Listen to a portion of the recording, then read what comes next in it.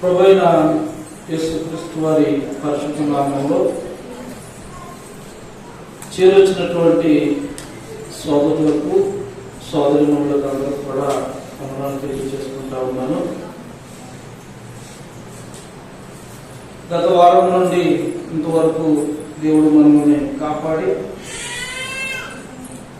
ఆయన ఉచితమైనటువంటి ప్రేమ చొప్పులను కృప చొప్పులను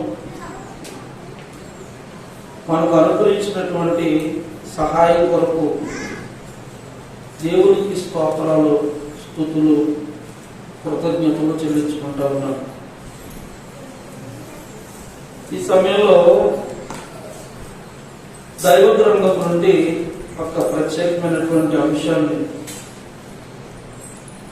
మీకు బోధించాలనే ఆలోచన కలిగి ఉన్నాను. అదేంటంటే దేవుడు పక్షపాతము కలవాడా ప్రశ్న. ఎందుకు ఈ ప్రశ్న వచ్చిందంటే దేవుడికి వచ్చినటువంటి అనేక సంగతులు మీరు ప్రపంచంలో బోధింపబడుతున్నప్పటికీ దేవుడు ఏమై ఉన్నాడు అనే స్పష్టమైనటువంటి జ్ఞానాన్ని దేవుడు 66 పుస్తకాల ద్వారా మనకి ఇచ్చినప్పటికీ ఇంకా చాలా మంది దేవుని అపార్థం చేసుకునే దినాలు కూడా ఉన్నాయి. జాగ్రత్తగా వినండి. దేవుణ్ణి అపార్థం చేసుకుంటూ ఈయన యెహోవా దేవుడని యెహోవా దైవ లక్షణములు గలవాడు కాడు అని చెప్పేవారు కూడా సమాజంలో ఉన్నారు. ఎందుకు దేవుడు లేక యెహోవా దైవ లక్షణం గలవాడు కాడు అని మనం అడిగితే కొన్ని కారణాలు వారు చూపిస్తారు. అలా చూపించే కారణాల్లో ఒకటి ఏంటంటే దేవుడు ఇశ్రాయేలీయుల్ని ప్రేమించాడండి. పాత నిబంధనలో అన్ని జనులను ఎప్పుడు కూడా దేవుడు కోరుకోలేదు, ప్రేమించలేదు. అంచేత ఒక జనాంగాన్ని ప్రేమించి మిగిలినటువంటి ప్రజలను విడిచిపెట్టిన వాడు దేవుడు ఎలాగవుతాడు, అది దైవ లక్షణం ఎలా అవుతుందని ప్రశ్నించే వారు కూడా ఉన్నారండి. జాగ్రత్తగా ఉండాలి. అర్థమైందండి నా ప్రశ్న? నా ప్రశ్న కాదు, సమాజంలో మనుషులు అడుగుతున్నటువంటి ప్రశ్న. ఎందుకంటే మనకు బైబిల్ తీయగానే వచనంలో ఏముంటుందంటే ఇశ్రాయేలీయుల దేవుడైన యెహోవా. ఇది కొంత అభ్యంతరంగా కనిపించింది వారికి. దేవుని అడిగితే ఆయన అన్నాడు, నేను అబ్రహాము దేవుడను, ఇస్సాకు దేవుడను, యాకోబు దేవుడను అన్నాడు. ఇదేంటండి? యెహోవా అబ్రహాము దేవుడంట, ఇస్సాకు దేవుడంట, యాకోబు దేవుడంట. అయితే మనకు దేవుడు కాదా? లేక ఇశ్రాయేలు అనేది ఒక చిన్న దేశం అండి, ప్రపంచంలో ఒక చిన్నదండి దేశం అది. ఆ ఇశ్రాయేలు ప్రాంతంలో ఉన్న వారినే దేవుడు కోరుకుంటే మరి మనల్ని ఆయన లెక్క చేయలేదు కదా. అలాంటప్పుడు మనం ప్రేమించినటువంటి దేవుడు దైవ లక్షణం యెహోవాలో ఎక్కడ ఉందని అడిగేవారు కూడా ఉన్నారండి. అర్థం చేసుకుందాం బైబిల్ మనం. అందుకే ఇవన్నీ ఏ కోపంలోకి వస్తాయంటే దేవుడు పక్షపాతం గలవాడా, పక్షపాతం లేనివాడా? జాగ్రత్తగా ప్రశ్న ఏంటంటే పక్షపాతం గలవాడు దేవుడు అని అంటే ఒక జనాంగాన్ని కోరుకునేవాడు అని అర్థం. పక్షపాతం లేనివాడు అంటే అందరినీ కోరుకునేవాడు అని అర్థం.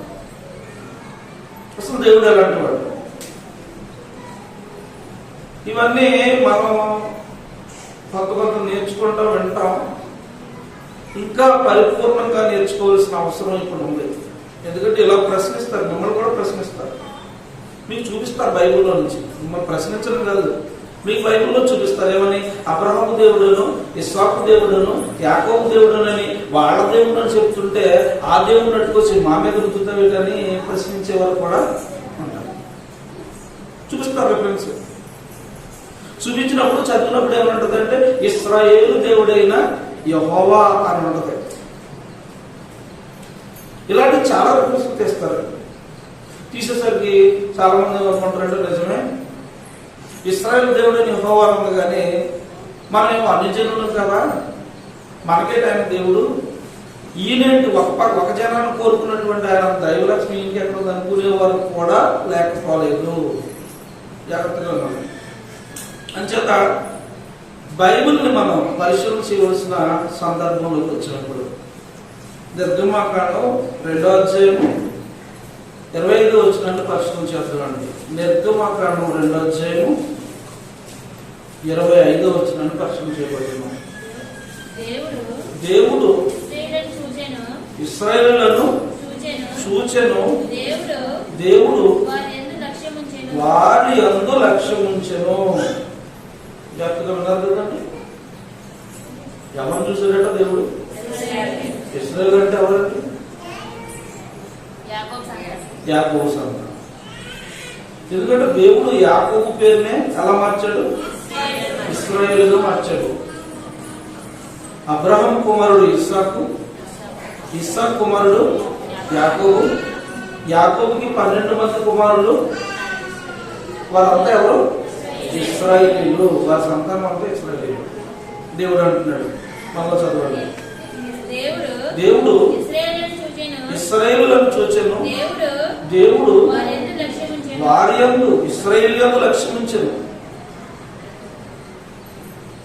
మరికొన్ని వచనంలో దేవుడు చెప్పిన మాటలు నేను అబ్రహాము దేవుడును, ఇస్సాకు దేవుడును, యాకోబు దేవుడును. మోషేతో చెప్పాడండి దేవుడు. మరి అబ్రహాము దేవుడైతే, ఇస్సాకు దేవుడైతే, యాకోబు దేవుడైతే ఆయన పక్షపాతం గలవాడు కదా, ఇశ్రాయేలీయులు కదా లక్ష్మించాడు, మనకేంటండి అనే ప్రశ్నలు లేవనెత్తుతున్నారండి సమాజంలో. ఇక ఇలా లేవనెత్తే వారంతా బైబిల్ని సమగ్రంగా పరిశీలించిన వారు కాదు. ఏవో కొన్ని మాటలు అన్ని చదవరు, కొన్ని మాటలు చదువుతారండి. బైబిల్ సంపూర్ణంగా చదవటం లేదు. బైబిల్ సంపూర్ణంగా చదవకుండా క్రైస్తవులు అంటే బైబిల్ అక్కడ మాట చెప్తారండి, సంపూర్ణంగా చెప్పరనే వారు కూడా ఉన్నారండి. ఇక్కడ మన సంఘం స్థాపించిన కాడి నుంచి పాత నిబంధనలు అంతా చెప్పామా, లేకపోతే కొన్ని దాచేసామా? కొంతమంది ఏమంటున్నారంటే, మరికొంతమంది ఏమంటున్నారంటే బైబిల్లో కొన్ని విషయాలు దాచేస్తున్నారు ఈ బైబిల్ బోధకులు అని చెప్పుకోవడం. దాచడానికి చెడ్డ మాటలు ఏమి బైబిల్ గ్రంథంలో లేవు. అర్థం చేసుకోవడం రావాలి మనిషికి. దేవుని జ్ఞానాన్ని అర్థం కాకపోతే మరొకసారి చదివి అర్థం చేసుకోవాల్సినటువంటి పని ఉంది. ఇక ఇలాంటి మాటలు చాలా ఉన్నాయి బైబిల్లో. ఏమని? ఇశ్రాయేలు దేవుడని యెహోవా సెలవిచ్చినది ఏమనగా ఉందా బైబిల్లో? మరి ఇశ్రాయేలుకి కదా దేవుడు అలాంటప్పుడు మనకు కాదు కదా అని ఒక ప్రశ్న వస్తుంది. మనం ఇప్పుడు నేర్చుకున్నాం ఇశ్రాయేలు అంటే ఎవరంటే యాకోబు సంతానం ఇశ్రాయేలు. యాకోబు ఎవరు? ఇస్సాకు కుమారుడు. ఇస్సాకు ఎవరు? అబ్రహాం కుమారుడు. దేవుడు అబ్రహాంను ఏర్పాటు చేసుకుని అబ్రహాము నుండి ఇస్సాకుని, ఇస్సాకు నుండి యాకోబును, యాకోబు నుండి ఇశ్రాయేలులను సృష్టించిన దేవుడు. మరి అన్ని జనులు అంటే ఎవరు? ఇశ్రాయేలీయులు కాని వారు అన్ని జనులు. మనం ఇశ్రాయేలీయులు అన్ని జనులువా? అన్ని జనులు.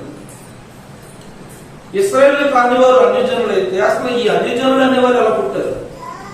మనకి ఇశ్రాయేలు ఎలా పుట్టారో మనం నేర్చేసుకున్నప్పుడు అబ్రహాం నుండి ఇస్సాకు, ఇస్సాకు నుండి యాకోబు, యాకోబు నుండి 12 గోత్రాల ప్రజలు అంతా ఇశ్రాయేలీయులు మనకు అర్థమైపోయింది. ఇక అన్ని జనులు అంటే ఎవరు?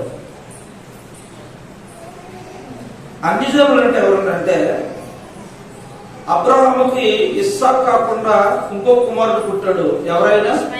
ఇస్మాయిలు. ఆ ఇస్మాయిలు సంతానం అంతా ఏమన్నారు? ఇస్మాయిలీలు అన్నారు. అబ్రహాము శారాను కాకుండా, హాగరును కాకుండా మరొక స్త్రీని వివాహం చేసుకున్నాడు శారా చనిపోయిన తర్వాత. ఆమె పేరు కెతూరా. ఆమెకు కూడా సంతానం పుట్టారు, బిడ్డలు పుట్టారు. వారంతా ఇస్రాయేలీలా, ఇస్మాయిలీలా? కాదండి, ఇస్రాయేల్ కాదు, ఇస్మాయిల్ కాదు. వారు ఏ కేటగిరీలో వెళ్ళిపోతారు? అన్యజనులు. తర్వాత అబ్రహాముతో బయలుదేరి వచ్చినటువంటి లోతు ఉన్నాడు. లోతు సంతానం ఉన్నారు దేవుని గ్రంథంలో. వారంతా ఎందులోకి వెళ్ళిపోతారు? అన్యజనులే. తర్వాత అబ్రహాము సహోదరుడైనటువంటి వారు ఉన్నారు. అబ్రహాము సోదరుడు, తెరహు కుమారుడు. వారికి సంతానం ఉంది.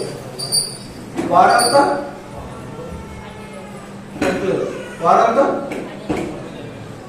వారు కూడా అన్యజనులే. ఇలాగూ ఒక యాకోబు సంతానం కాకుండా నోవహు జలప్రళయం తర్వాత నోవహుకి ఎంతమంది కుమారులు? ముగ్గురు కుమారులు, షేము, హాము, యాఫెతు. ఈ ముగ్గురులో నుంచి వచ్చినటువంటి సంతానంలో ఈ యాకోబు సంతానం కాకుండా మిగిలినటువంటి మధ్యలో ఉన్న సంతానం అంతా ఎవరు? అన్యజనులే. ఎవరికైనా అర్థం కాకపోతే మరలా అడగండి. మాకు ఎందుకు ఇది అన్నట్టుగా చూడకండి. దేవుడి గురించి మీకు తెలియకపోతే మీకు ఇంకేం అర్థం అవుతుంది. దేవుడు తన గ్రంథాలు ఎవరైనా రాసిచ్చాడు. ఆదాము తర్వాత ఆదాముకు పుట్టినటువంటి సంతానం అందరూ ఒకే జల ప్రవాహంలో చనిపోయారు. ఒక నోవహు కుటుంబం తప్ప. జాగ్రత్తగా ఉండండి. నోవహు భార్య, నోవహుకు ముగ్గురు కొడుకులు, ముగ్గురు కోడళ్ళు. మొత్తం టోటల్ నెంబర్ ఎంత? 8 మంది. ప్రపంచంలో జలప్రలయంలో రక్షింపబడిన వారి సంఖ్య ఈజ్వల్ టు ఓన్లీ 8 మంది. ఆ 8 మంది నుండి పుట్టినటువంటి ప్రజలు, ఆ ప్రజల్లోనే అబ్రహాము, ఆ ప్రజల్లోనే ఇస్సాకు, ఆ ప్రజల్లోనే యాకోబు. ఆ యాకోబు సంతానం అంతా ఇశ్రాయేలు అయితే మిగిలిన సంతానం అంతా ఎవరు? అన్యజనులు. మీకు అర్థమైపోయిందండి? అంటే అన్యజనులైనా ఇశ్రాయేలీలైనా వెనక్కి వెళ్ళిపోతే ఎవరి సంతానం? వెరీ గుడ్, నోవహు సంతానం. ఇక్కడ అన్యజనులు అనగానే యెహోవాకు సంబంధం లేని వారిని అనుకుంటున్నారండి. మరి అన్యజనులు అందరూ నోవహు జలప్రళయంలోనే దేవుడు కాపాడాడు అంటే అన్యజనులు అందరూ కూడా నోవహు ద్వారా రక్షింపబడ్డారని అంటే వారిని కూడా దేవుడు రక్షించాడా లేదా? పక్షపాతం కాలంలో రక్షించాడు. వెనక్కి చదవట్లేదు బైబిల్. పోనీ వెనక్కి చదవకపోతే పోయారు, ముందుకి చదవట్లేదు బైబిల్. ఏమండి? వెనక్కి రాడు, ముందుకి రాడు. ఎక్కడ కూర్చుంటాడు? ఎక్కడో ఒకటి అర్థం కాదు, అక్కడే కూర్చుంటాడు. అర్థమవుతుంది మీకు బైబిల్? వెనక్కి వెళ్ళిపోతే, వెనక్కి ఇంకా జలప్రళయం దాటుకుని ముందుకు వెళ్ళిపోతే మనం అంతా ఎవరి సంతానం అండి? జలప్రళయం దాటుకుని వెనక్కి వెళ్ళిపోతే నోవహు సంతానం, ఆదాము సంతానం. ఆదాము సంతానం అయినటువంటి మనము జలప్రళయం తర్వాత చాలా మంది చనిపోయారు కాబట్టి వాళ్ళని వదిలేస్తే జలప్రళయం తర్వాత వచ్చినటువంటి అన్యజనులు కానీ యూదులు కానీ, ఏమంటే అన్యజనులు యూదులు ఏ తర్వాత వచ్చారు? జలప్రళయానికి ముందు ఇశ్రాయేలు ఉన్నారా? లేరు. అంటే జలప్రళయం తర్వాత వచ్చినటువంటి ఇశ్రాయేలీలు కానీ జలప్రళయం తర్వాత వచ్చినటువంటి అన్యజనులు కానీ అందరూ ఎవరి సంతానం? నోవహు సంతానమే. అంటే మన తండ్రులు, మన పితరులందరూ కూడా ఎవరి కుటుంబానికి చెందినవారు? నోవహు కుటుంబానికి చెందినవారు. అంటే మన మూల పితరుడు ఎవరు? ఇప్పుడు నోవహు. నోవహు విగ్రహారాధికుడా, దైవ సేవకుడా? దేవుని సేవించాడండి. ఎక్కడ తీసుకెళ్ళిపోతారండి? ఇప్పుడు చాలా మంది ఇశ్రాయేలు కూడా పూర్వ విగ్రహాలను ఆరాధించిన వారు అంటారండి. ఇంకా వెనక్కి వెళ్ళిపోయి అక్కడికి వెళ్ళి ఆగిపోయి ఎక్కడికి వెళ్ళి ఆగిపోతారు? తెరహు దగ్గరికి వెళ్ళి ఆగిపోతారండి. ఇంక వెనక్కి వెళ్ళు, గో బ్యాక్. దేవుడు ఏం చేస్తున్నాడు తెలుసా? పూర్వకాలపు సంగతులు చెప్పండి, లేకపోతే జరగబో వాటిని చెప్పండి. నువ్వు ఎక్కడ నచ్చుతాడు కూర్చోకు. వెనక్కి వెళితే నోవహు దేవుని చిత్త ప్రకారంగా బ్రతికినటువంటి వ్యక్తి. ఇక అన్ని జనులు, యూదులు అనే అన్ని జనులు, ఇశ్రాయేల్ అనే డిఫరెన్స్ వచ్చేసిన తర్వాత మాట్లాడుకున్నటువంటి గ్రంథంలో ఆ వచనాలు ఎప్పటివరకు నేను చెప్పిన వచనాలు అవే. ఏవి? ఇశ్రాయేలు దేవుడని యెహోవా సెలవిచ్చినది ఏమనగా. ఈ చదవగానే ఏమంటున్నారంటే అన్ని జనులకి ఏం సంబంధం లేదు. ఇక వెనక్కి చెప్పాను మీకు. ఎక్కడ చెప్పాను? నోవహు కాలానికి వెళ్ళిపోతే అన్ని జనులైనా ఇశ్రాయేలైనా ఒక్కటే చెప్పాను కదండి మీకు. ఇక ముందుకు వచ్చేద్దాం మనం. చాలా వివరంగా అర్థమైపోతుంది బైబిల్ మీకు. ముందుకు వెళ్ళిపోతే ఈ అన్యజనులు అనేవారు రక్షింపబడాలని దేవుడు కోరుకున్నాడా, కోరుకోలేదా? చూద్దామండి మనం. యెషయా గ్రంథం 42వ అధ్యాయము 1వ వచనం చూద్దామండి. అన్యజనులైన వారు రక్షింపబడాలని దేవుడు కోరుకున్నాడా లేదనేది యెషయా గ్రంథం 42వ అధ్యాయము 1వ వచనం చదవండి దయచేసి. ఇదిగో నేను ఆదుకొను నా సేవకుడు, నేను ఏర్పరచుకొనినవాడు, నా ప్రాణమునకు ప్రియుడు. ఒకసారి ఆపుదామండి ఇక్కడ. ఇదిగో మళ్ళా చదువమ్మా. ఇదిగో నేను ఆదుకొను నా సేవకుడు, నేను ఏర్పరచుకొను నా ప్రాణమునకు ప్రియుడు, అతని యందు నా ఆత్మను. ఎవరి గురించి చెప్తున్నాడండి ఇక్కడ గ్రంథకర్త? ఎవరైనా ఎవరండి? ప్రభు అయిన యేసుక్రీస్తు. అంటే యేసుక్రీస్తు పుట్టలేదు అప్పటికి. ప్రవక్త అయినటువంటి యెషయా క్రీస్తు పూర్వం 700 సుమారు కాలంలో క్రీస్తుని గురించి ప్రవచించాడు. ప్రవచించి దేవునికి ప్రియుడు, ఇష్టుడు అని యేసుక్రీస్తు గురించి చెప్పాడు. చెప్పినటువంటి ఆయన గురించి చెప్తున్నాడు. ఇంకా చదవాలి 42 మొదటి వచనం ఇంకా చదవాలి. అతడు అన్యజనులకు, అది ఇప్పుడు చెప్పాడండి. ఇది యూదులుగా యేసుక్రీస్తు, ఇశ్రాయేలుకైనా యేసుక్రీస్తు కాదండి. ఇలాంటి వచనాలు చాలా ఉన్నాయండి, చాలా వచనాలు ఉన్నాయి. అన్యజనులకు అతడు న్యాయము కనపరచును. అతడు కేకలు వేయుడు, అరువడు, తన కంఠస్వరం వీధిలో వినబడనీయుడు, నలిగిన రెల్లును అతడు విరువడు, మకమకమలాడుచున్న జనపనార వత్తిని ఆర్పడు. అతడు సత్యమును అనుసరించి న్యాయం కనపరుచును. భూలోకమున న్యాయం స్థాపించే వరకు అతడు మందగిలడు, నలుగుపడడు. దీపములు అతని బోధ కొరకు కనిపెట్టును. యేసుక్రీస్తు గురించి చెప్తున్నాడండి. అంటే దేవుడు ఏమనుకున్నాడు తెలుసా? యేసుక్రీస్తు ఈ లోకానికి వచ్చిన తర్వాత అటు ఇశ్రాయేలీయులను ఇటు అన్యజనులను ఏక జనాంగంగా తన ప్రజలుగా చేసుకోవాలని దేవుడు నిర్ణయించుకున్నాడు. ఇది మనుషులకు అర్థం కాలేదండి. ఎందుకంటే సగం చదువుతారండి, సగం భక్తి, సగం చదవడం. భోజనం అయితే కడుపునిండా తింటారు, కానీ బైబిల్ చదవమంటే మాత్రం సగం. ఇది కనపడదు, ఇలాంటి మాటలు కనపడవు.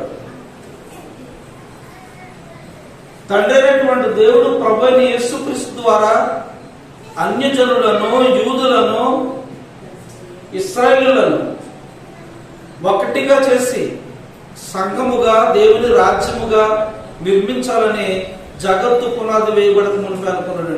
వదిలిపెట్టలేదు అన్యజనులను. ఆయన టైం వస్తుంది,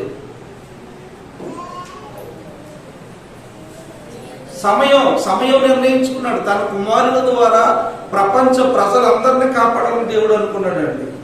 తిమోతికి రాసిన 2వ పత్రిక 4వ అధ్యాయము 17వ వచనం చూద్దామండి. 4:17 తిమోతికి రాసిన 2వ పత్రిక. 4:17 అయితే నా ద్వారా సువార్త పూర్ణముగా ప్రకటింపబడు నిమిత్తము అన్యజనులందరూ దాన్ని విను నిమిత్తమును. చూసారండి, సువార్త ఎవరికి? ఇశ్రాయేలీయులకేనా? కాదండి. ఒక యేసుక్రీస్తుని ఏర్పాటు చేసుకున్నాడు దేవుడు అన్ని జనుల కొరకు. ఒక పౌలుని ఏర్పాటు చేసుకున్నాడు దేవుడు అన్ని జనుల కొరకు. ఎన్ని మాటలు చెప్పాడు అన్ని జనుల కొరకు దేవుడు. ఎంత ప్రేమను కనపరిచాడు అన్ని జనుల కొరకు దేవుడు. చూడండి, అంటున్నాడు అన్ని జనులు దాని విను నిమిత్తము ప్రభు నా పక్క నిలిచి నన్ను బలపరిచాడు. యేసుక్రీస్తు నన్ను బలపరిచాడు. అన్యజనులందరికీ సువార్త ప్రకటించడానికి నన్ను బలపరచడం చెప్తున్నాడండి పౌలు. కాబట్టి తిమోతి మొదటి పత్రిక 2వ అధ్యాయము 7వ వచనాన్ని కూడా చదువుదామండి. ఈ సాక్ష్యం ఇచ్చుటకై నేను ప్రకటించువాడుగాను అపోస్తలుడుగాను విశ్వాస సత్యముల విషయంలో అన్యజనులకు బోధకుడిని. అపోస్తలుడు పౌలు ఎవరు అనుకుంటున్నారండి? అన్యజనులకు బోధకుడు, ప్రీచర్ ఆఫ్ ది జెంటైల్స్ అన్నాడండి. అన్యజనులకు బోధకుడిగా ఉండడానికి పౌలుని నియమించాడట దేవుడు. వదిలేసాడంటారేంటండి అన్యజనులని? నేను సత్యమే చెప్తున్నాను అంటాడు పౌలు. అబద్ధం ఆడతలేదు. నేను అన్యజనులకి బోధకుడిగా నియమించబడ్డాను అంటాడండి పౌలు. ఈరోజు చాలా మంది మేము చదివేసారు బైబిల్, మేము చదివేసారు. ఏం చదివేశారు బైబిల్? అక్కడ వస్తుందండి చిరాకు. నీకు రాకపోతే రాదని చెప్పట్లేదు, వస్తే వస్తుందని చెప్పట్లేదు. నేను చదివేశాను నేను ఏం చదివేశాను? మరి చదివితే ఎందుకు అర్థం కాలేదు? అర్థం కాకపోతే నీకంటే ముందు చదివిన సీనియర్స్ అడగచ్చు కదా. అడగడండి. అడగకుండా అంటున్నాడు ఈ దేవుడు ఎలాగవుతాడండి? యెహోవా ఇశ్రాయేలును మాత్రమే కోరుకున్న పక్షపాతి. అక్కడ అందరూ వద్దన్నప్పుడు ఈ దేవుడు దైవ లక్షణం ఏమంటున్నాడండి? అందరూ వద్దన్నాడా? అన్ని జనుల కొరకు యేసును పంపించాడు. అన్ని జనుల కొరకు పౌలుని నియమించాడు, బోధకుడిగా నియమించాడు. తిమోతి మొదటి పత్రిక 3వ అధ్యాయం 16వ వచనం ఉంటుంది. నిరాక్షేపముగా దేవభక్తిని కూర్చున్న మర్మము గొప్పదైనది. ఆయన సశరీరుడుగా ప్రత్యక్షమాయను. ఆత్మ విషయంలో నీతిపరుడని తీర్పు నొందెను. దేవదూతలకు కనబడెను.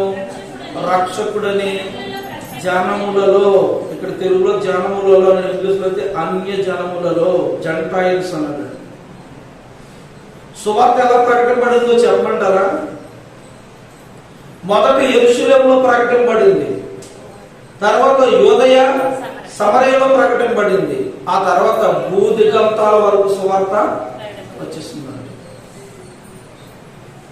సువార్తను ఆపాలని కూడా అమాయకత్వం, అజ్ఞానం అది. సువార్తను ఆపలేరు. ఎందుకు ఆపలేరు అంటే పౌలు చెప్పేశాడు, సువార్తను గురించి నేను సిగ్గుపడవాడును కాను. యాలయనగా నమ్ము ప్రతి వానికి, మొదట యూదునికి తర్వాత గ్రీసు దేశస్థునికి కూడా రక్షణ కలుగు చేయటం. అది దేవుని శక్తి. దేవుని శక్తి. దేవుడు ప్రేమమయుడండి, సంపూర్ణుడండి, పరిపూర్ణుడండి. ఒకరిని ఒకరాగా ఒకరిని ఇంకొకలాగా చూసేవాడు కదండి. అందరినీ సమానంగా ప్రేమించే తండ్రి అంట ఆయన. ఎలా మాట్లాడుతున్నారండి ఈరోజు? కీర్తన గ్రంథం 100వ కీర్తనలో చూడండి 3వ వచనం. కీర్తన గ్రంథం 100వ కీర్తన అండి.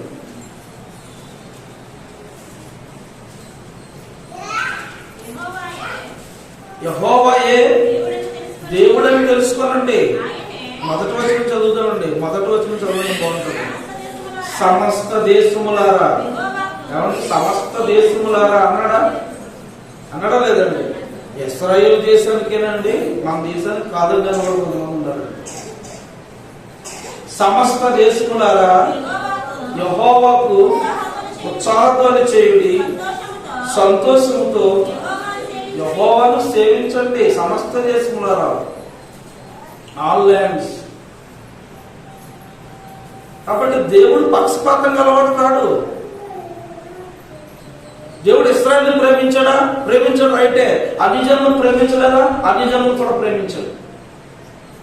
తండ్రిని అర్థం చేసుకోకుండా, దేవుణ్ణి అర్థం చేసుకోకుండా దేవుని మీద మాట్లాడడానికి ఎంత దారుణంగా ఉందండి ఈరోజు సమాజంలో.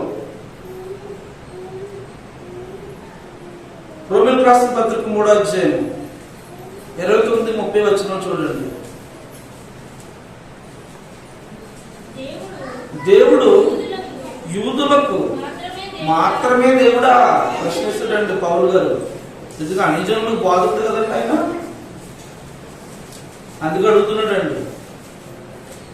దేవుడు యూదులకు మాత్రమే దేవుడా, అన్యజనులకు దేవుడు కాడా?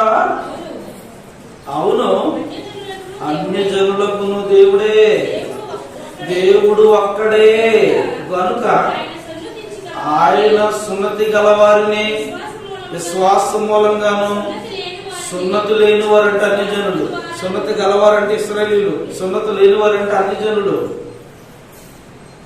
సున్నతి గలవారిని విశ్వాసం మూలముగాను, సున్నతి లేని వారిని విశ్వాసము ద్వారాను నీతిమంతులుగా తీర్చుట. ఇంకా కొంతమంది అంటుంటారండి, అన్ని జనులనేమో దూషించేసాడండి ఆయన, అన్ని జనులనేమో అలాగనేసాడు ఇలాగనేసాడు. ఇశ్రాయేలు అనలేదా? ఒక ఆయన చెప్తున్నాడండి, ఒక కనాను స్త్రీ వచ్చింది యేసుప్రభు దగ్గరికి. అయ్యా, నా కుమార్తెకు బాగలేదు, అనారోగ్యంగా ఉందా, మనం బాగు చేయమని ప్రభుని వేడుకుంది. ప్రభు అన్నాడు, అమ్మా, పిల్లల రొట్టె మొక్కలు కుక్క పిల్లలకు వేయట తగ్గదు అన్నాడు. అప్పుడు ఆవిడంది, నిజమే ప్రభువా, కుక్క పిల్లలు కూడా యజమానుల బట్టల మీద పండించే కదా, పండే కదా తింటారు అన్నాడు. అప్పుడు యేసుప్రభు అన్నాడు, అమ్మ, నీ విశ్వాసము గొప్పది అని ఎవరిని మెచ్చుకున్నాడండి? ఇశ్రాయేలును మెచ్చుకున్నాడా? కాదండి. ఎవరిని మెచ్చుకున్నాడు? అన్యజనులను మెచ్చుకున్నాడు. దేవుడు పక్షపాత అయితే ఆవిడని మెచ్చుకున్నాడు రాస్తాడా? ఒక అన్య స్త్రీ అండి ఆమె, మనకలాంటి ఒక అన్య స్త్రీ. అబ్రహాము సంతానానికి చెందినటువంటి స్త్రీ కాదు, ఇశ్రాయేలు సంతానంలో పుట్టినటువంటి స్త్రీ కాదు, కనాను స్త్రీ కాదు. కనాను స్త్రీ ఆమె, ఇశ్రాయేలు స్త్రీ కాదు ఆమె. అమ్మా, నీ విశ్వాసము గ్రేట్ ఫెయిత్ అన్నాడు. అంటే అన్ని జనులను మెచ్చుకున్నట్ట. కుక్కలు అన్నారంటారండి. ఎందుకు కుక్కలు అన్నారు? పరీక్షించాడు ఆయన. ఆ మాటకు వస్తే ఇశ్రాయేలుని ఎప్పుడు మందలించలేదండి దేవుడు. చూస్తారా యెషయా గ్రంథం ఎలాంటి మాటలు ఇశ్రాయేలు అన్నాడో చూడండి. ఎలా ఉందంటే, మా నాన్న నన్ను ఎప్పుడు తిడుతుంటాడు, మా అన్నయ్య తిట్టాడు, మా తమ్ముడు తిట్టాడు, పిల్లలు దెబ్బలాడుకుంటారు కదా, అలా ఉంది. అందరూ ఒకటే, నాన్నకి అందరూ ఒకటే.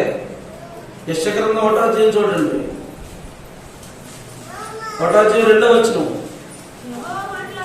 యెహోవా మాట్లాడుచున్నాడు, ఇశ్రాయేలు దేవుడని యెహోవా అన్నాడు అంటారు కదా, ఇక్కడ కూడా యెహోవా మాట్లాడుతున్నాడు.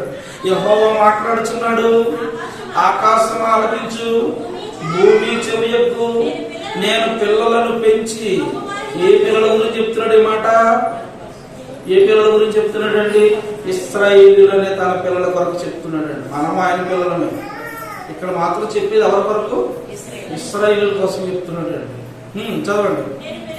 నేను పిల్లలను పెంచి గొప్పవారినిగా చేసి వారు నా మీద తిరుగుబాటు చేశారు. ఇశ్రాయేలు ఆమె తిరుగుబాటు చేశారని చెప్తున్నాడు దేవుడు. చెప్తామమ్మ.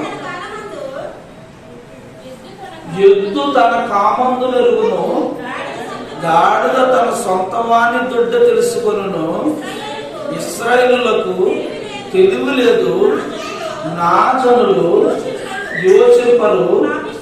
అబ్బాయి ఎంత బాగా మెచ్చుకుంటాడు చూడండి. సరే, పాపిష్టి జనమా. అన్యజనులు అందరూ పాపులు అన్నాడు. అన్యజనులు అందరూ పాపులు ఫీల్ అయిపోతున్నారండి. మరి ఇశ్రాయేలు ఏమన్నాడు? ఇశ్రాయేలు ఏమన్నాడండి? పాపిష్టి జనమా, దోషపూరితమైన పిల్లలారా, దుష్ట సంతానమా, చెరుపు చేయి పిల్లలారా, మీకు ఆశీర్వాదాలు అన్నాడా, మీకు శ్రమ అన్నాడండి. దేవుడు పక్షపాత ఏమన్నా అర్థమవుతుందా బైబిల్? ఇశ్రాయేలుకి అనేది చెప్తున్నాడు దేవుడు. పాపిష్టి జనమా, దోషభారితమైన పిల్లలారా, దుష్ట సంతానమా, చెరుపు చేయు పిల్లలారని ఎవరిని అంటున్నాడు? అన్యజనులే ఇశ్రాయేలునా? ఇశ్రాయేలు అంటున్నాడండి. ఎక్కడో అన్యజనుల్ని కుక్క కూడా అనలేదండి. ఆయన కుక్క కూడా అనలేదండి. ఎగ్జాంపుల్ చెప్పాడు అంతే. అమ్మ ఏమన్నాడు? పిల్లలు రొట్టె మొక్కలు కుక్క పిల్లలు వేయడా అన్నాడా, లేదా కుక్క నా దగ్గరకు వచ్చేవాడు పో అన్నాడా? అనలేదండి. ఆవిడ ఏమంటున్నాడు? అమ్మా చూసి ఏమన్నాడండి ఆమెని? ఈ విశ్వాసాన్ని ఏమన్నాడండి? నీ విశ్వాసం గొప్పది అన్నాడు. ఎవరైనా మంచి పని చేస్తే దేవుడు ఎవరినైనా పొగుడుతాడండి. చెడ్డ పని చేస్తే ఎవరినైనా మందలిస్తాడండి దేవుడు అండి. ఆయన గురించి నీకు మనకు అర్థం కాకపోవటం దౌర్భాగ్యం అది. మంచి పని చేసినటువంటి ఒక సమరయుడు 10వ సువార్తలో ఎవరండి? మంచి సమరయుడు. ఒక దెబ్బ తగిలినటువంటి వ్యక్తికి పరిచయం చేసినటువంటి సమరయుడి కోసం రాయించాడండి దేవుడు. దేవుడు పక్షపాత అయితే అతనికి ఎందుకు అంత గొప్పగా ఎందుకు రాయిస్తాడు? అలా చేయమని నీకు ఎందుకు చెప్తాడు? బైబుల్ అర్థం కాలేదని, అర్థం చేసుకోలేక, చదవక, చదివిన ఏదో వారికి ఉన్నటువంటి 4 మాటలు ప్రజల ముందుకు తీసుకొచ్చేయాలని, ప్రజలను మభ్య పెట్టేయాలని, ప్రజల్ని భ్రమలో పెట్టేయాలని, బైబిల్ అంతా తప్పని నిరూపించేయాలనే ఘోరమైనటువంటి పతాకాలు పలుకుతున్నారండి నాటి చాలా మంది. ఇది తప్పని ఖండిస్తున్నానండి దైవజనుడుగా. నేను తప్పు మాట్లాడుతున్నారని చెప్తున్నానండి. ఎందుకంటే బైబిల్ అలా చెప్పలేదు. దేవుడు ఇశ్రాయేలుకు దేవుడే, దేవుడు అన్ని జనులకు కూడా దేవుడే. 10వ అధ్యాయము అపోస్తలుల కార్యాలకు వెళ్తామంటే 10వ అధ్యాయం అపోస్తలుల కార్యాల గ్రంథం. కొర్నేలి చరిత్ర అండి ఇది. ఒక భక్తుడు, ఎవరైనా ఇశ్రాయేలుడా అన్ని జనుడా? అన్యుడు. 10వ అధ్యాయం. ఇటలీ పటాలం అనబడిన పటాలములో శతాధిపతి అయిన కొర్నేలియను ఒక భక్తిపరుడు కైసరులో ఉండెను. అతడు తన ఇంటి వారందరితో కూడా దేవుని యందు భయభక్తులు కలిగేవాడై ప్రజలకు బహుధర్మము చేయించు ఎల్లప్పుడూ దేవునికి ప్రార్థన చేసేవాడండి. కొర్నేలి మంచోడండి, అన్యజనుడు, ఇశ్రాయేలుడు కాదాయన. పేతురు అనుకున్నాడు, ఈ అన్ని జనుల దగ్గరికి సువార్త కోసం నేను వెళ్ళాలా అనే సంగతి తర్జన భర్జన అవుతున్నాడు పేతురు గారు. దేవుడు చూపించేశాడు. ఒక దుప్పటి ఆకాశం నుంచి రావటం, అందులో నానా విధమైనటువంటి పక్షులు ఉన్నాయి. ఈయనకి ఆకలేసేస్తుంది, తినమని చెప్తున్నాడు దేవుడు దర్శనంలో. అప్పుడు ఆయన అంటున్నాడు, ఇవన్నీ అపవిత్రమైనవి ప్రభు, అపవిత్రమైనవి నేను ఎన్నడూ ముట్టుకోలేదు అంటున్నాడండి. అప్పుడు దేవుడు అన్నాడు, దేవుడు పవిత్రపరిచిన వాటిని అపవిత్రమైన వాటిగా ఎంచుతావా పేతురు? తినున్నాడు. అర్థం కాలేదు ఆయనకి. ఆ తర్వాత కొర్నేలి దగ్గర నుంచి వచ్చారండి కొంతమంది. అయ్యా కొర్నేలి గారు రమ్మంటున్నారండి, వాక్యం చెప్పాలట. మీరు చర్మకోరుడు అండి ఆయన. రమ్మంటున్నాడు కొర్నేలి. అక్కడికి వెళ్ళిన తర్వాత సువార్త ప్రకటించిన తర్వాత అప్పుడు పేతురు ఏమన్నాడో తెలుసండి? 10వ అధ్యాయం. మీకు తెలుసండి, 2వ అధ్యాయంలో అపోస్తలుల మీద పరిశుద్ధాత్మ ఎలా కుమ్మరింపబడిందో అలాగే 10వ అధ్యాయంలో కూడా పరిశుద్ధాత్మ కుమ్మరింపబడిందండి. అప్పుడు 10:38లో పేతురు చెప్పినటువంటి స్టేట్మెంట్ మనం చూద్దామండి. యూదుడు పేతురు, ఇశ్రాయేలుడు పేతురు, అన్యజనుడైనటువంటి కొర్నేలి ఇంటికి వచ్చాడు సువార్త చెప్పడానికి.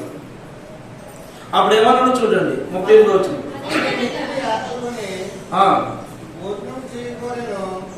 10వ అధ్యాయము అపోస్తలుల కార్యాల గ్రంథము 34 నుంచి చదువుదామండి.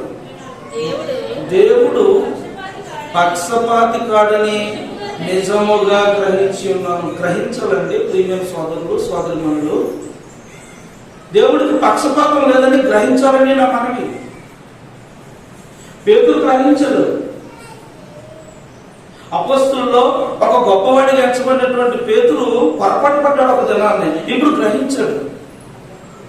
ఏమంటున్నాడు చూడండి, దేవుడు పక్షపాతి కాడని నిజముగా గ్రహించి ఉన్నాను. ప్రతి జనములోను ఆయనకు భయపడి నీతిగా నడుచుకుని వారిని ఆయన అంగీకరించును. యేసుక్రీస్తు అందరికీ ప్రభువు. ఇదే రాస్తున్నారండి మన సోదరులు, క్రైస్తవ సోదరులు అందరూ గోడ మీద రాస్తున్నారండి.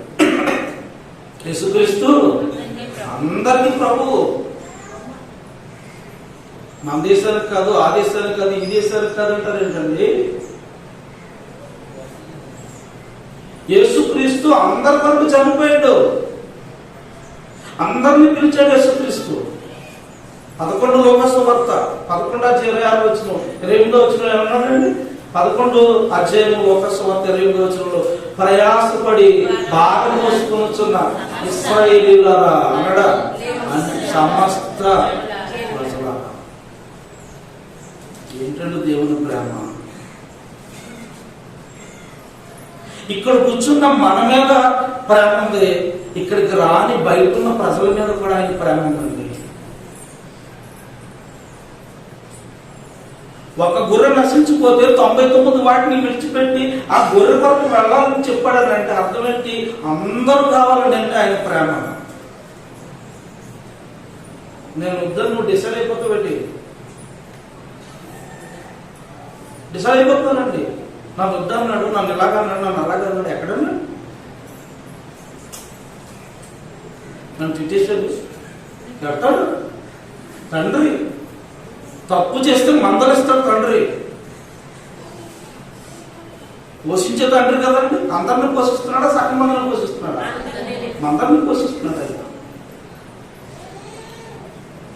చూడండి ఏమంటున్నాడు, యేసుక్రీస్తు అందరిని పిలిచాడు. అందరి కొరకు చనిపోయాడు యేసుక్రీస్తు. యేసుక్రీస్తు ఇశ్రాయేలు దేశానికి సంబంధించిన వాడు మాత్రమే కాదు, యావత్తు ప్రపంచానికి సంబంధించిన వాడు యేసుక్రీస్తు. కలిగి ఉన్నదేది ఆయన లేకుండా కలగలేదు. ఆయన లేకుండా కలగలేదండి కలిగి ఉన్నది.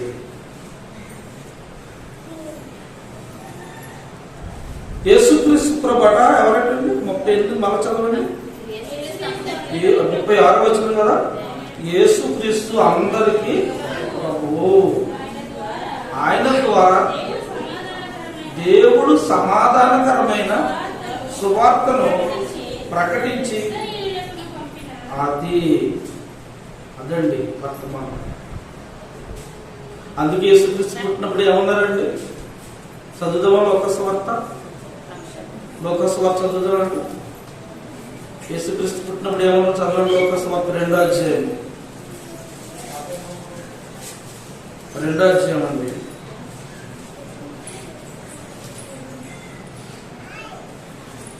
పుట్టగానే ఏమన్నారండి? మర్చిపోయారా?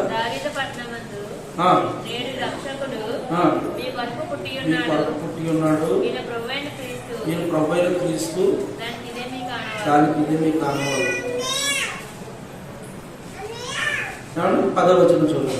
అయితే ఆ దూత భయపడకుడి, ఇదిగో ప్రజలందరికీ కలుగుబోవు మహా సంతోషకరమైన వర్తమానం యేసు పుట్టాడు. ఇది ఎవరికంటే ప్రజలందరికీ కలుగుబోవు మహా సంతోషకరమైన వర్తమానం. ఇది యేసు మీకోసం, నా కోసం, అందరి కోసం పుట్టాడు. అందరి కొరకు మరణించాడు. ఎవరిని వద్దలుతున్నాడండి యేసుక్రీస్తు? ఎవరిని వద్దలుతున్నాడండి? మనుషుల్లో తారతమ్యాలు పెట్టి, మనుషుల్లో భేదాలు పుట్టించి, ప్రాంతీయ తత్వాన్ని నేర్పించి విడగొడుతున్నారండి మనుషుల్ని. కానీ దేవుడు అలా కాదండి. అందరినీ ప్రేమించాడు ఆయన. యోహాను సువార్త 4వ అధ్యాయం చూడండి. యోహాను సువార్త 4వ అధ్యాయంలో సమరయ స్త్రీ వాక్యం విన్న తర్వాత వాళ్ళ ఊరు తీసుకెళ్ళిందండి యేసు ప్రభుని. వాళ్ళ ఊర్లో యేసుక్రీస్తు ప్రభు సువార్త ప్రకటించాడండి. ఆయన సమరయ పట్టణంలోకి వెళ్ళి సువార్త ప్రకటించాడండి ఆయన. అప్పుడు అక్కడ ఉన్నవారు అందరూ విన్నారు. 41వ వచనం చూడండి. ఆయన మాటలు విన్నందున ఇంకనూ అనేకులు నమ్మి ఆ స్త్రీని చూసి, ఇక మీదట నీవు చెప్పిన మాటను బట్టి కాక మా మట్టుకు మేము విని ఈయన నిజముగా లోకరక్షకుడు ఇశ్రాయేలు కాదండి. ఇశ్రాయేలుకి అంటే బైబిల్ చదవలేదు. మోసం చేస్తున్నారండి. ఈరోజు చాలా మంది ఏం చదివేశారంటే నేను చదివి ఏదో చేయబడతాడు, మిగిలిన చెప్పడండి. ఏదో చెబుతాడు, మన దింకులో పెడతాడండి. మర్చిపోకండి ప్రేమ సోదర సోదరి మన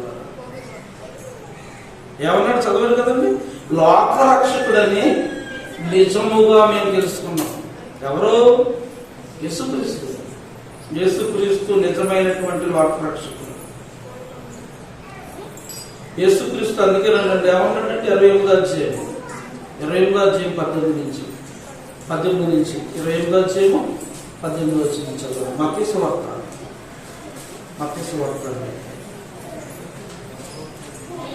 అయితే వచ్చి పరలోకమందును భూమి మీదను నాకు సర్వాధికారం ఇవ్వబడి ఉన్నది. యూనివర్సిటీలు అండి ఆయన. మన దేశానికి కాదు, ఆ దేశానికి కాదు, ఈ దేశానికి కాదు, ప్రపంచ వ్యాప్తంగా. సూర్యుడు ఏ దేశానికి చెందినవాడు చెప్పండి? ప్రపంచానికి. మరి ఆయన సృష్టికర్త ప్రపంచం. ఆకాశం మందు ఉన్నవి, భూమి మీద ఉన్నవి అన్నింటినీ ఆయన పాదాల కింద పెట్టాడు దేవుడు. కాబట్టి ఏమంటున్నాడండి ఇక్కడ చదవమ్మా? సర్వాధికారం ఇవ్వబడి ఉన్నది. కాబట్టి మీరు వెళ్ళి సమస్త జనులను, నాట్ ఓన్లీ ఇశ్రాయేలీయులు మాత్రమే కాదు, సమస్త జనులను. ఇది పట్టుకుంటారు 10వ అధ్యాయంలో ఇశ్రాయేల్ నశించిన ఇశ్రాయేల్ వద్దకే గాని అన్ని జనులు ఏ పట్టణంలోనికి వెళ్ళొద్దు అన్నాడండి 10వ అధ్యాయంలో. ఎందుకన్నాడు? అప్పటికి ఇంకా అన్ని జనుల కొరకు క్రీస్తు మరణించలేదు కనుక అప్పటికి ఇశ్రాయేల్ దేశంలోనే చెప్పమన్నాడు. ఏమంటే పిల్లల్ని మనం హై స్కూల్కి వెళ్ళి చదువుకోవాలన్నామంటే కాలేజీకి వెళ్ళొద్దని కాదు. అప్పటికి వాడు ఎక్కడ చదువుతున్నాడు? హై స్కూల్లో చదువుతున్నాడు. హై స్కూల్లో చదవరా అంటాం. నువ్వు ఎక్కడ పడతాడు కలకర హిందువులోనే చదువున్నాడంటే నీ క్లాస్ అయిపోయే అందులో చదువు. నీ క్లాస్ అయిపోయాక పై క్లాస్కి వెళ్ళిపోతావు. అలాగే ఆయన సంకల్పంలో ముందు ఇశ్రాయేలుని సరిదిద్దటం అనే కార్యక్రమం జరిగిన తర్వాత అందరినీ బాగు చేసే కార్యక్రమంలోకి వెళ్తాడండి.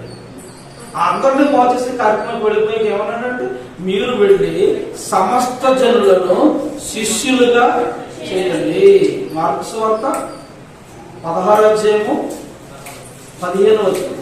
మార్కు సువార్త 16వ అధ్యాయము 15వ వచనం చదువు. మరియు మీరు సర్వలోకమునకు వెళ్ళి, నాట్ ఓన్లీ ఇశ్రాయేలుకే కాదండి, సర్వలోకము, హోల్ వరల్డ్. అపోస్తలుల కార్యాలు 17వ అధ్యాయము 24 నుంచి చదవండి. ఆయన అందరికీ, ఆయన ఇశ్రాయేలుకు మాత్రమే కాదు, ఆయన అందరికీ జీవమును, ఊపిరిని, సమస్తమును దయచేయుచున్నాడు. ఎవరన్నా వచ్చి మీ యెహోవా ఇశ్రాయేలు మాత్రమే ప్రేమించండి అన్ని జీవించండి వాళ్ళకి. అదే బైబిల్ అంటుండండి. ఏం చదివేసాడు బైబిల్? మరి ఇవన్నీ బైబిలే కదండి. మీరు చదువుతున్నవన్నీ ఎందులో బైబిలే కదా.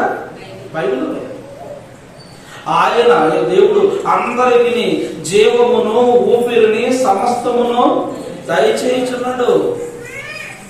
26వ వచనం. ఒకరి నుండి ప్రతి జాతి మనుషులను సృష్టించిన సృష్టికర్త దేవుడు. అన్ని జనులు ఎవరు చేశారండి? దేవుడే. ఇశ్రాయేలు ఎవరు చేశారండి? దేవుడే. బైబిల్లో లేదని అని అన్నాం. ఏమైనా ఉంది? ఇశ్రాయేలు దేవుడు అని యెహోవా అంటే ఇశ్రాయేల్ మాత్రమే ఉంది అక్కడ. బైబిల్ అర్థం చేసుకోవడం రాకపోతే నేర్చుకోవాలి.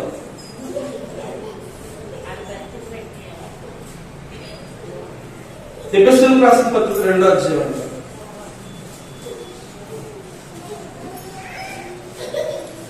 ఎఫెసీయులకు రాసిన పత్రిక 2వ అధ్యాయము, రోమీయులకు రాసిన పత్రిక 2వ అధ్యాయము, అపోస్తలుల కార్యాలు 10వ అధ్యాయము చదివితే ఇశ్రాయేల్ గురించి అన్ని జనుల గురించి క్లియర్ గా మనకు అర్థమైపోతుంది. మమ్మల్ని పాపులు అన్నాడు, మమ్మల్ని ద్రోహులు అన్నాడు అంటారండి. అందరూ అన్నాడు. ఏమన్నా 23 రామపత్రికలు ఏమన్నాడు? అందరూ పాపము చేసి దేవుడు అనుగ్రహించి మహిమను అందరూ తప్పు చేస్తే అందరూ తప్పు చేశారు అంటాడు దేవుడు.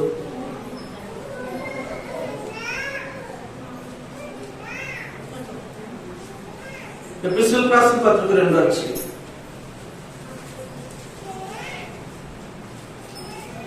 ఎఫెసీయులో సంఘము అన్ని జనులు అండి. వాళ్ళంతా కూడా అన్ని జనులే, మనలాగే. వాళ్ళంతా క్రైస్తవులు అయ్యారు క్రీస్తునందు. 11వ వచనం చదవండి. కాబట్టి మునుపు శరీర విషయంలో అన్యజనుల నుండి శరీరమందు చేతితో చేయబడిన సున్నతి గలవారు ఇశ్రాయేలీయులు, చేతితో చేయబడిన సున్నతి గలవారు ఇశ్రాయేలీయులు అనబడిన వారి చేత సున్నతి లేని వారు అనబడిన మీరు ఆ కాలమందు అంటే పాత నిబంధన కాలంలో ఇశ్రాయేలుతో సమపౌరులు కాదు కాక పరదేశులను, వాగ్దాన నిబంధన లేని పరజనులను, నిరీక్షణ లేని వారును, లోకమందు దేవుడు లేని వారునై ఉండి క్రీస్తుకు దూరస్తులై ఉంటిరి. ఒకప్పుడు వదిలేసాడు. అలా వదిలేసాడండి ఆయన అలా వదిలేదు. మరి ఏం చేశాడు? ఇప్పుడు క్రీస్తునందు క్రీస్తు రక్తం వలన సమీపస్తులై ఉన్నారు. ఎంత మంచి భాగ్యం ఇచ్చాడండి. క్రీస్తు తన రక్తము ద్వారా మనలను సమీపస్తులను చేసి అటు యూదుల్ని ఇటు మనల్ని అడ్డుగా ఉన్న ధర్మశాస్త్రాన్ని, పాత నిబంధన గోడను పడగొట్టి ఉభయుల్ని ఏకం చేసి సంఘంలో పెట్టి నన్ను సేవించటం ఆయన దేవుడు చెప్తుంటే బొరకెక్కులేదండి. ఇది ఎక్కులేదు బొరకే. ఇది ఎక్కడున్నానో తోటలో చెట్టు ఎదిగేసాడు, కయ్యని ఎవరిని పెళ్లి చేసుకున్నాడు, ఉన్నాయన్ని ఆన్సర్ ఉన్నాయి ఇందులో. అబ్బాయి మంచోడు కాదు, అబ్బాయి కోపం ఎక్కువ. ఈ బాగా ఇలా శాంతపరలేదు పాపం. ఆయనతో పోల్చుకుంటే నీ కోపం ఎలాగుంటుంది? వరక వచ్చేది ఎందుకు కారణం ఏమి ఉండదు. ఆయన ఎంత దీర్ఘశాంతం గలవాడు. కోపడలేదంటే కోపడ్డాడు. కోపడ అర్థం ఉంటుంది. దేవుని కోపం, నీ కోపానికి అర్థం ఏముండదు. నరుని కోపము దేవుని నీతిని నెరవేర్చదు. వీళ్ళకేదో సామ్యవాదం ఉన్నట్టుగాను, వీళ్ళకేదో సమాధానం ఉన్నట్టుగా మాట్లాడుతున్నారండి కొంతమంది. పక్కోడంటే పడదు. నువ్వు వాడు అంటాడు, నువ్వు వీడు అంటాడు, నీ ఫలానా అంటాడు, నువ్వు ఫలానా అంటాడు. ఇంత స్వార్థంతో నిండిపోయినటువంటి మనుషులు మహోన్నతులైనటువంటి దేవుడి గురించి మాట్లాడడం ఎంత హాస్యాస్పదంగా, నవ్వుగా, సిగ్గుగా, హేళనగా తెలుసండి.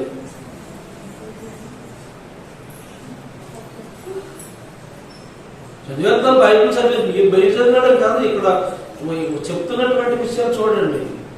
దేవుని గ్రంథంలో పక్షపాతం లేనటువంటి దేవుడు, సర్వోన్నతులైనటువంటి తండ్రి అందరినీ ప్రేమించేవాడు. మత్తయి సువార్త 5వ అధ్యాయం నుండి, మత్తయి సువార్త 5వ అధ్యాయం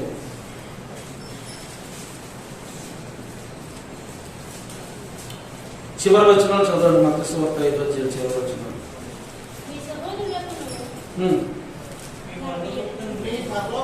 మీ పరలోకపు తండ్రి పరిపూర్ణుడునైన తండ్రి, స్వార్థపరుడు కాదు తండ్రి, పక్షపాతం గలవాడు కాదు తండ్రి. నిజంగా బాధ కలుగుతుందండి.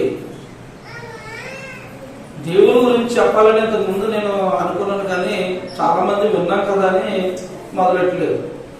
కానీ ఇప్పుడు ఉన్న పరిస్థితులు చూస్తే దేవుడిని తప్పనిసరిగా చెప్పాలనిపిస్తుందండి. ఎందుకంటే తండ్రి ప్రేమను అపార్థంగా మారుస్తుంటే ఎలా ఊరుకోవాలనిపిస్తుంది?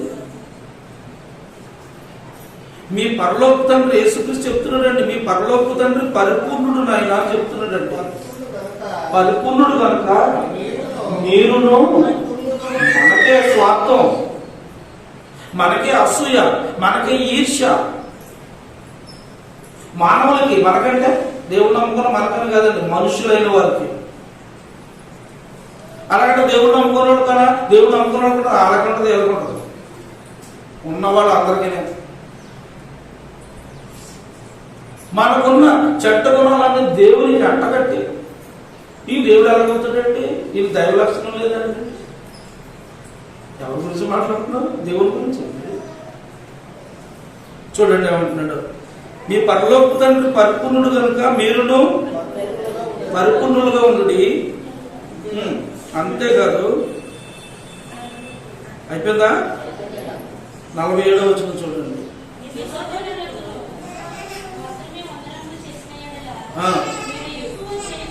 45 ఆయన చెడ్డవారి మీదను మంచి వారి మీదను తన సూర్యుని ఉదయింపచేసి. అబ్బా, దేవుడు స్వార్థం ఉంటే ఇశ్రాయేలీయుల మీద సూర్యుడు ఉదయించాలి, మిగిలిన అందరూ సెట్ అయిపోవాలి. అయిపోతున్నావా? లేదు. ఆయన మంచి వారి మీదను చెడ్డవారి మీదను సూర్యుని ఉదయింపచేసి నీతి మంతుల మీదను అనీతి మంతుల మీదను వర్షం కురుస్తుంది. నిన్న చాలాసార్లు కురుస్తుంది వర్షం. ఎవరి మీద కురుతుందండి? అందరికి ఇచ్చేస్తున్నాడు అండి ఆయన. ఇంకా చదవం కదా, ఆయన అందరికి జీవమును ఊపిరిని సమస్తమును దయచేస్తున్నాడు దేవుడు. మన అలాగేనండి, కరోనా వచ్చినప్పుడు కూడా చాలా మంది క్రైస్తవులకి ఎందుకు వస్తున్నారు? అందరికీ వస్తుంది. క్రైస్తవులకు రాదని ఎవడని చెప్పాడా? అలా చెప్తే తప్పని చెప్తున్నాం కదా, దేవుడు వాక్యం ఎరిగిన వారుగా.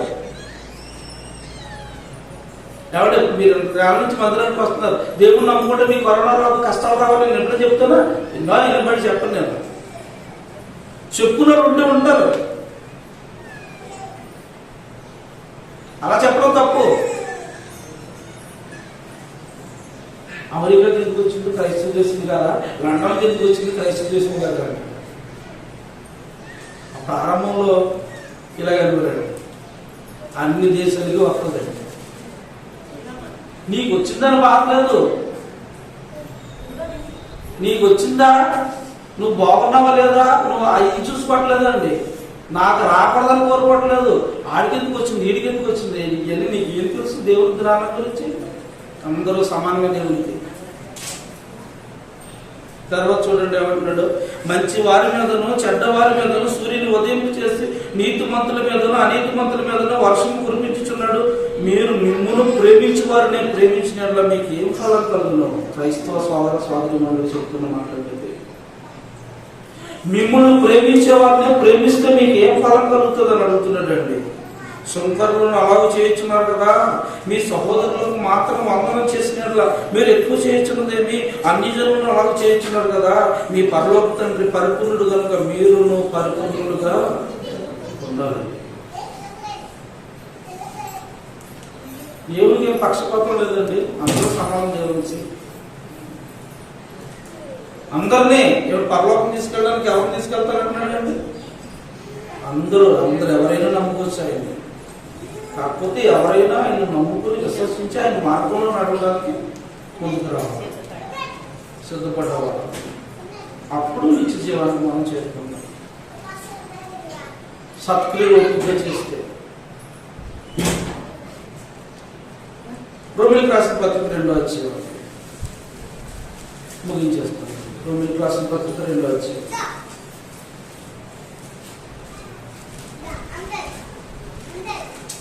రోమిలికి రాసిన పత్రిక 2వ అధ్యాయంలో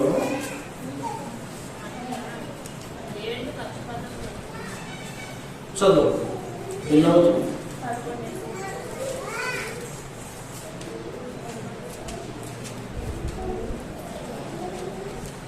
2వ అధ్యాయము మొదటి చూడండి. కాబట్టి తీర్పు తీర్చు మనుషుడా, నీ వెవ్వడవైనను సరే నిరుత్తరుడవై ఉన్నావు. దేని విషయంలో ఎదట వానికి తీర్పు తీర్చుచున్నావో దాని విషయంలో నీవే నేరస్తుడు అని తీర్పు తీర్చుకొనుచున్నావు. మనం బాగుందాం, మనం బాగు చేసుకుందాం లేదండి, తీర్పు తీర్చాలి మనుషులకి. అందుకని అంటున్నాడు అట్టి కార్యములు, తర్వాత 2వ వచనము, అట్టి కార్యములు చేయవారి మీద దేవుని తీర్పు సత్యమును అనుసరించినదని ఎరుగుదము.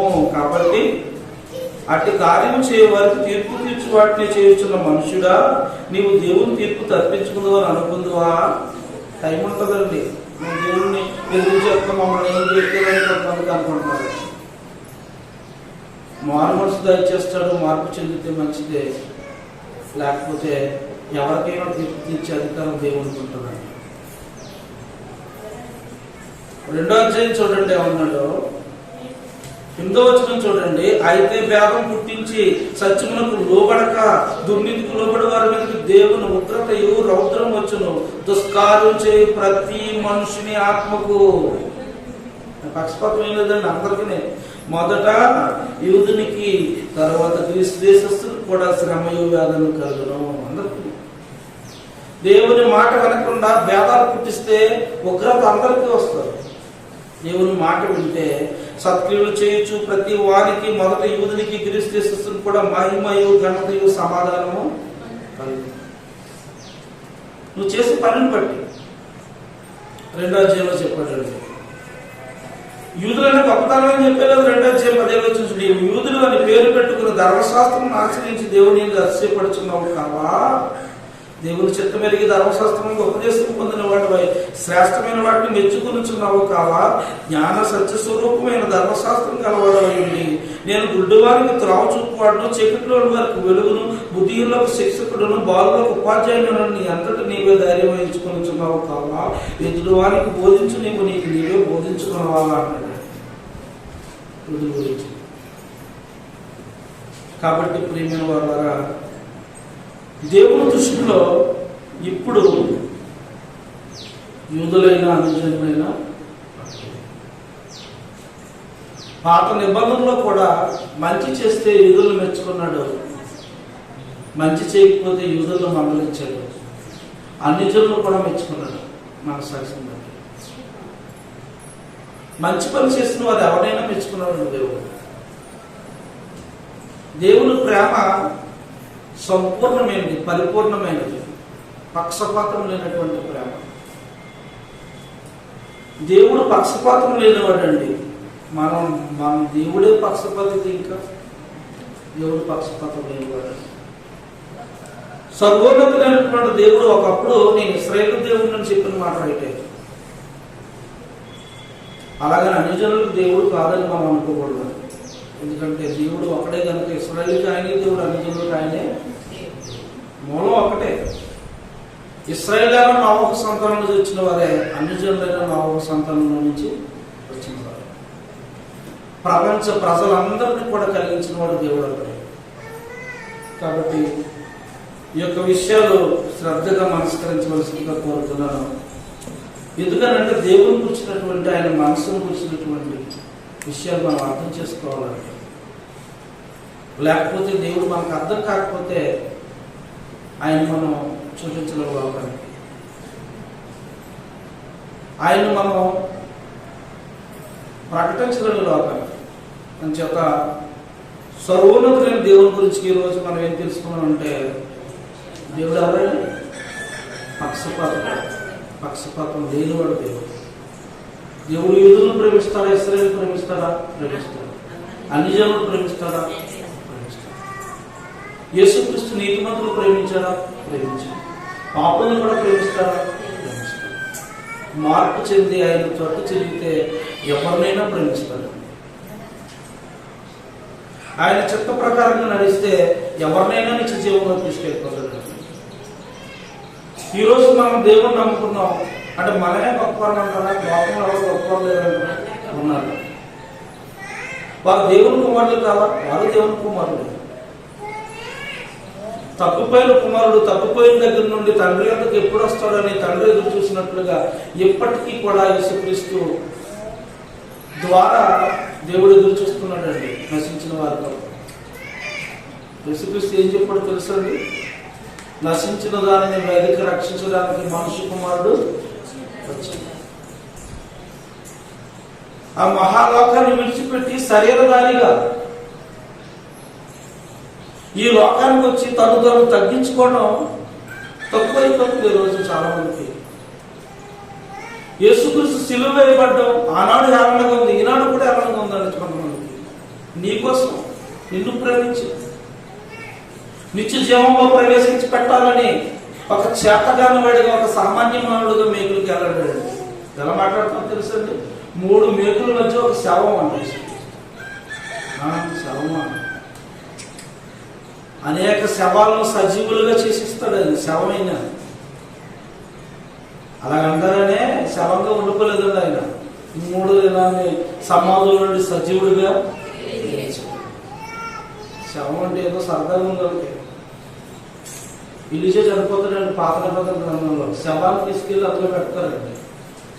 ఆయన ఆ ఎలీషా యొక్క శవం తగలగానే చచ్చిపోయి బతికేస్తారండి. శవానికి ఉన్న శక్తి ఏంటనుకుంటున్నాం? యేసుక్రీస్తుని సమాధిలో పెట్టగానే ఆయన చనిపోయిన తర్వాత పరిశుద్ధుల దేహాలు లేచి యేసులోకి వచ్చేసాడు. మరలా యేసుక్రీస్తు అంటూ వస్తే ఏం జరుగుతుందో తెలుసండి? మృతులు సజీవులుగా లేచిపోతారు. ఎందుకో తెలుసండి? ఆయన సజీవుడు, యేసు సజీవుడు. యేసు గురించి ఎవరికి అర్థం కాలేదండి. అమాయకంగా మాట్లాడుతున్నారు. ఇప్పుడు అంటున్నారు చాలా మంది 3 మేకుల మధ్యన ఒక శవాన్ని నమ్ముకోవడం అంటున్నారండి. ఎవరి గురించి చెప్తున్నారు అనుకుంటున్నారు? యేసుక్రీస్తు చరిత్ర ఏం తెలిసింది వీరికి? ఏమనుకోవాలా? ఇదేదో నవ్వుకోవాలా లేదా మూర్ఖత్వం అనుకోవాలా? ప్రియమైన సోదర సోదరీమణులారా, దేవుడు పరిపూర్ణుడు. ఆయన ప్రేమ పరిపూర్ణమైనది. క్రీస్తు పరిపూర్ణుడు, ఆయన ప్రేమ పరిపూర్ణమైనది.